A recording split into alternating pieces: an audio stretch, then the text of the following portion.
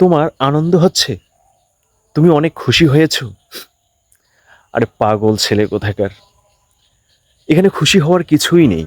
মানে তুমি ভাবতেছো যে তোমার প্রচুর শক্তি আছে তোমার পেছনে। এটা ভুল।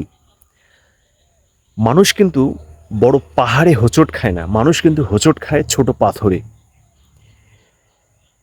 তোমার এই ছোট পাথরে হোঁচট খেয়ে তুমি তোমার পাকে হারাতে পারো, তুমি অনেক বড় আঘাতপ্রাপ্ত হতে পারো। একটা জিনিস কি জানো, আজকে বাংলাদেশে বন্যার পরিস্থিতিতে সকল শ্রেণী পেশার মানুষ, কয়েকটা ডিস্ট্রিক্টে যেখানে সনাতনী মা বোন ভাই তাদের পরিবার, তারা আজকে পরিস্থিতির শিকার। একদিকে মুসলিমরাও পরিস্থিতির শিকার, অন্যান্য সংখ্যালঘুরাও কিন্তু এই পরিস্থিতির শিকার।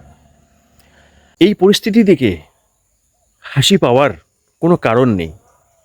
তাহলে তুমি চাটুকার, তাহলে তুমি একজন সুযোগ সন্ধানী।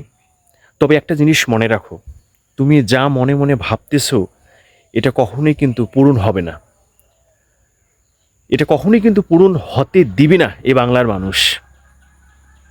তুমি যত বড় কৌশলী হও না কেন, যত বড় শক্তিশালী হাত থাকুক না কেন, তুমি কিছুই করতে পারবে না। সর্বসাকুল্যে মানে যারা না খেয়ে থাকতে পারে, তুমি তাদেরকে মানে ক্ষুধার কি ভয় দেখাবে?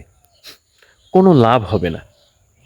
তবে একটা জিনিস ভাবলে খুব খারাপ লাগে, আজকে এতগুলা গবাদি পশু, ব্যবসা প্রতিষ্ঠান সব ধ্বংস হয়ে গেছে। এই দায়টা মূলত কার?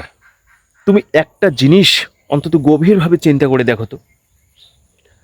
তোমার মন মানসিকতাকে কনভার্ট করতে হবে, তোমাকে পরিবর্তন করতে হবে। তাহলে তুমি একজন মানুষ